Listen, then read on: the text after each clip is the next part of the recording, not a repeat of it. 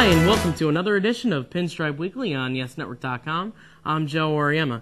With me, as always, is Glenn Giangrande. And Glenn, let's talk about the Yankees right now. They are rolling. Coming into the All-Star break, the Yankees sweep the season series with the Minnesota Twins. They look great in the weekend matinee series against the Toronto Blue Jays.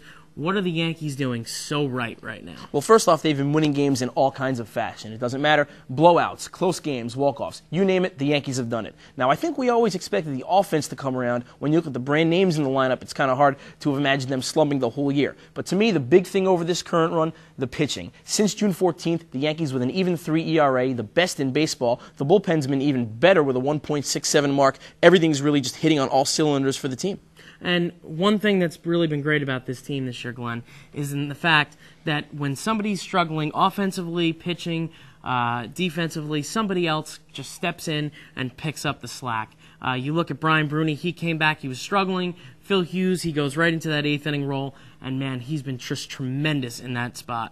That's just one example of many with this team this year, and that's got to make Joe Girardi feel great right now. Absolutely, and you talk about the relievers, it really speaks to a mentality of all the guys in the bullpen being capable and ready to do whatever is asked of them. A guy like Phil Koch, it doesn't matter if he's got to get one left-handed hitter out, if he's got to pitch a whole inning, he's ready. Alfredo Aceves, we've seen him in a number of roles throughout the year. David Robertson's been getting a little bit more work as of late in a variety of situations. It gives a manager flexibility when he knows that guys in the bullpen are willing to step up and take on whatever challenge they're expected to handle. Now, as far as the hitters go, one thing that I've seen in the last few games, the bottom of the order really delivering the goods. Absolutely. Brett Gardner, 2 RBI in each of the 3 games in Minnesota. Robinson Cano, he's snapping out of his funk, especially with runners on base.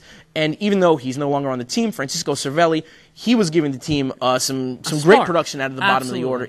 And when you've got a bottom third that can really complement the solid names, the Jeters, the Damons, the Scherer, Rodriguez, that just goes a long way. And Glenn, one thing about this offense is it's been criticized in years past about living and dying by the home run. This team does not live and die by the home run. They certainly lead the league in home runs. However, they can win games with small ball, moving runners over, timely hits, and that's really got to be a good sign for Yankee fans going into the second half, knowing that this Yankee team can win in a multitude of ways. Oh, of course, if you're going to be waiting for a big blast, there are just going to be times when the power's not there. I mean, to take an example, look at Mark Teixeira. He went 95 at bats without a home run, and not to single him out, but if you're waiting for power and there happens to be an outage, your team is going to struggle. But yes, it's great to see the Yankees with a group that's capable of scoring, putting singles together, stringing runs along.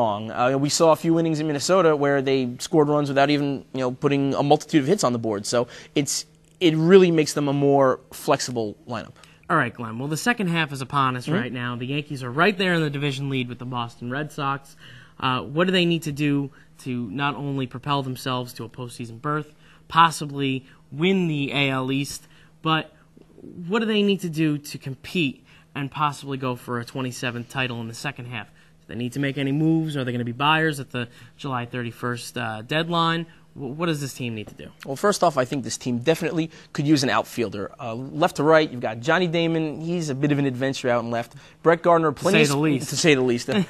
Brett Gardner, plenty of speed out in center field. His arm's a little questionable. Nick Swisher, I like him. I think he's a great bat off the bench, a good energy guy, but defensively, he is not an everyday right fielder. Melky Cabrera, you do lose a little bit offensively when you put him in there, although he does have the great arm. With him and Gardner both together in the lineup, yes. it does affect things. So I think this team could use another everyday outfielder, and I think they need a starting pitcher. Sabathia and Burnett, I don't think there are any question marks about them, but we have to look at the facts here. Andy Pettitte and Jabba Chamberlain, they've been up and down, and it looks like Chien-Ming Wang is gone for the foreseeable future.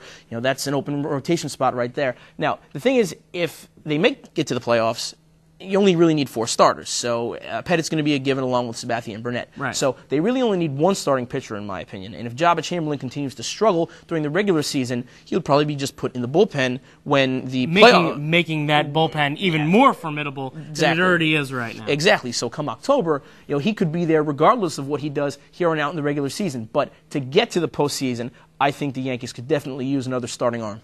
As always, Glenn, thank you very much No. for being on Pinstriped Thank you, Weekly. Joe. Thank you, Joe. And keep coming back to YesNetwork.com for all of your Yankees needs this season. For Glenn Giangrande, I'm Joe Auriemma saying we'll see you next time on YesNetwork.com.